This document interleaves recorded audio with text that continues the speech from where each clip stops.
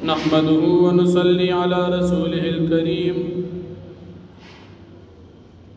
أما بعد فأعوذ بالله من الشيطان الرجيم بسم الله الرحمن الرحيم الحمد لله رب العالمين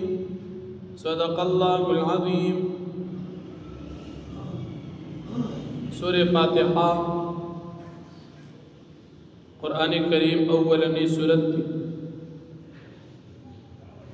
دا قرآن کریم دا تلاوت بشورو کی اعوذ باللہ ویل دا سنت دی او دا قرآن کریم دا تلاوت بشورو کی بسم اللہ ویل دا ہم سنت دی یو بسم اللہ دا قرآن کریم مستقل آیت دی چاغا بسورت النمل کی دی او دیم بسم اللہ چه دا ہر صورت پا شروع کی راغلے دا بسم اللہ دا پارا دا فصل دا قرآن کریم یو مستقل آیت تے ہو دا خود ہر صورت سرا مستقل آیت ندی سورہ فاتحہ دا قرآن کریم اولنی صورت کی دا ترتیبی مصحفی لحاظ سر یو دا قرآن کریم دراجمہ کے دو ترتیب دے غیر طویلی شی ترتیب قرآنی یا ترتیب مصحفی دویم دا قرآن کریم دا نازل دو ترتیب دی غیر طویلی شی ترتیب نزولی چھ قرآن کریم کے دا صورت دا نازل دو پلحاظ سر پکم صورت پسے کم وقت کے نازل شوید سورة الفاتحہ ترتیبی مصحفی لحاظ سر اولنی سورت سورت سے طویل شی دا قرآن کریم دا سو آیاتن و خلاصی طویل شی سورت قطعتا من الآیات نو ہر سورت کی بخام خاصن اس آیاتن بھی کم از کم لگ آیاتنا پیو سورت کی بدریم دا دریو نا دا کم آیاتن و سورت قرآن کی نشت آیت سے طویل شی دا صورت یو جز طویل شی آیت اگرچہ معناگانے دا آیت علماء مختلف کری دی لیکن دا صورت یو خاص حسی او جز تا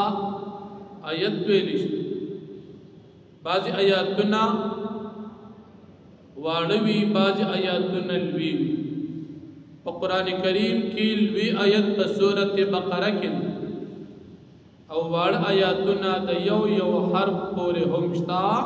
لک حروف مقطعات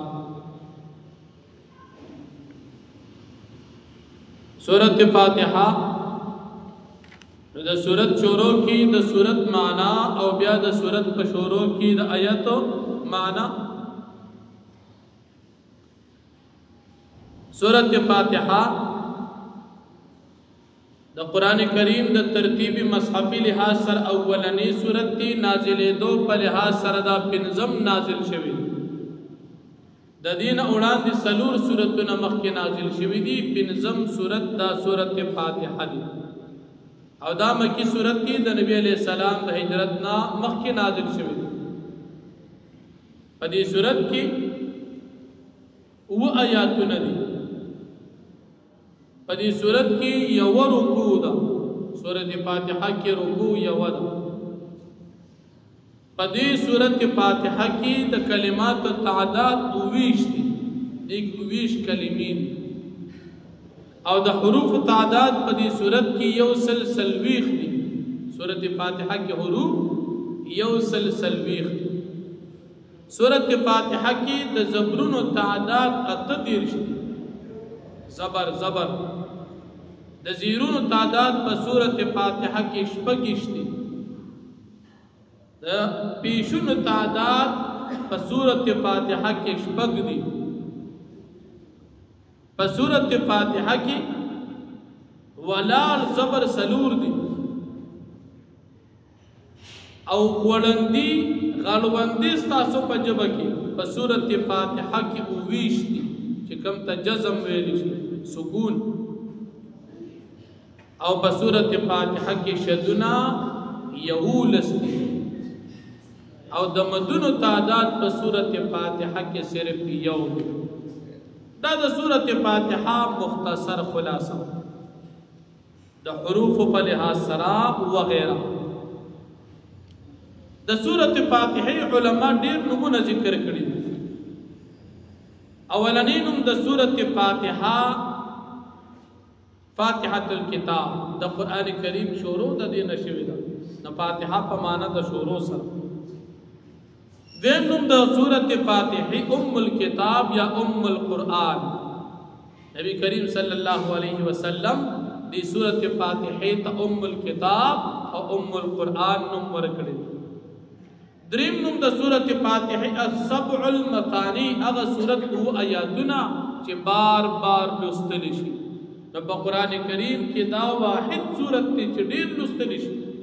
کله چې مسلمان مونږ کې نو خامخا دا بار بار وای نور سورتونه بار بار نه ویل کی. او یا په دې معنی سره چې دا سورۃ نازل شوی دو پیری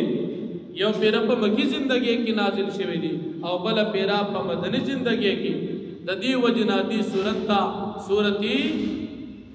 السبع المثانی ویل شي. بل نوم د سورۃ فاتحه سورۃ الحمد دی ځکه چې په دې سورۃ کې د قران کریم دا واحد اولنی سورۃ چې په دې کې الله جل شانه شروع د صفات نشوي. او بل نوم د دې سورۃ سورۃ الصلات دی ځکه هر منځ دا بنا په سورۃ فاتحه باندې کسو نفل کې فرض کې سنت کې وتر کې دا سورۃ فاتحه باندې.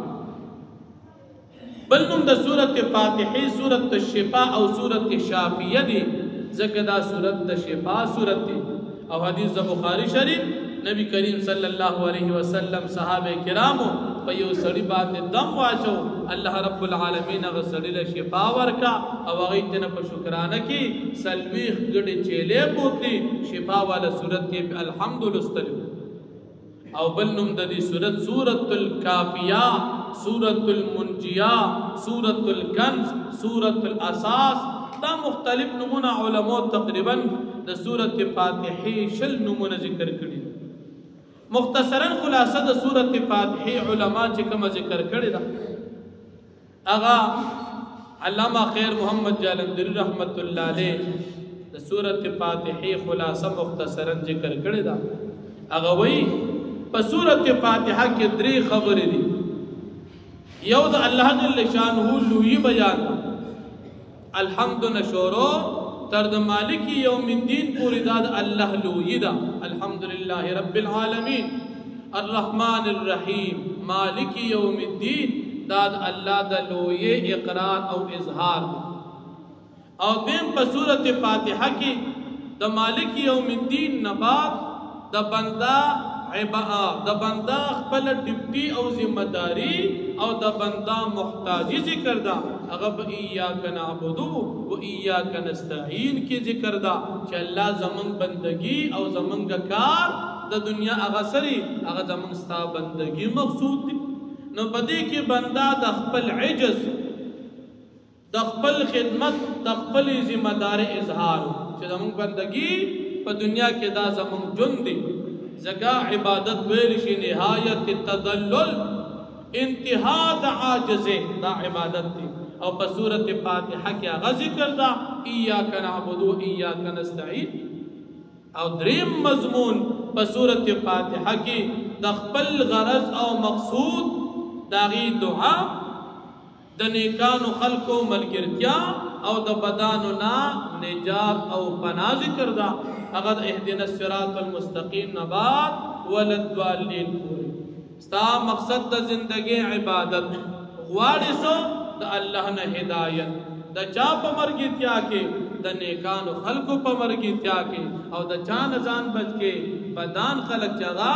بغیر المغضوب علیہم وللضالین کی د دې ذکر دا په سورۃ فاتحه کې د دې وجن قران کریم سورۃ فاتحه تا د ام الکتاب ام القرآن ویل شي ځکه سورۃ فاتحه د ټول قران کریم خلاصه ده. په قران کې سدي د الله لوی په قران کې سری د خپل عجز اظهار او بندگی په قرآن کې سدي د خپل مقصود دعا په قرآن کې دي او هغه درې واړه مقصدی خبرې او درې واړه بنیادی خبرې هغه په سورۃ فاتحه کې موجود دي دین علاوه نور په سورۃ فاتحه کې سدي به ان شاء الله بیا وایو موږ تاسو په دې باندې پیښو چې قرآن کریم کې ملغلره پرتی دي ان شاء الله لګي لګي به تیرالو او په دې موږ او تاسو ځان پیګو چې دا علم یا دا قرآن دا خالی د بدرو ټکو نوم نه دی قرآن کریم د دې مجموعه او مرکز او ماخذ او چینه ده خو چې څومره پکې راغلي هغه نه پکې نورم پراته دي بندگان په دنیا کې ختم شي لیکن د دې چې کوم هغه فواید او کوم ثمرات او میوجات او ملغلره او قیمتي احکامات هغه بیا هم جاری په جاری وي الله جل شانه دې موږ او تاسو ته عمل کول توفیق راکړي واخر دعوانا ان الحمد لله رب العالمين